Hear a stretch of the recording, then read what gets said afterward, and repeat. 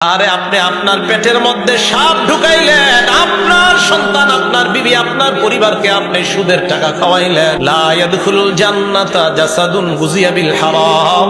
ওই শরীর জান্নাতে যাবে না যে শরীর সুদি টাকায়, হারাম টাকায় লালিত পালিত হয়।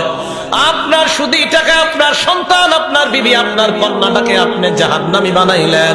নিজের পেটের মধ্যে সুদি টাকায় আপনি সাপ ঢুকাইলেন। নবীজি বলেন, আমি মেরাজের রাত্রে একদল লোক দেখলাম, যাদের দিকে আমি তাকাইলাম, তাকায় দেখলাম পেট বিশাল বড় বাড়ির মতো।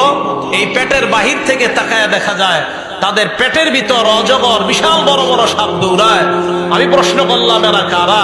জিবরিল আমিন জবাব দিল, এরা হলো সুদখোরের দল। বলেন, এই আযাব সহ্য করার মতো ক্ষমতা কারো আছে আমাদের? আপনারা বাবারা, ভাইয়েরা আর সুদ খায়েন না। এই অপরাধ করবেন তো অবস্থা খারাপ হবে। আল্লাহ আমাদের সকলকে সুদি কারবার থেকে বেঁচে থাকার তৌফিক দান করেন।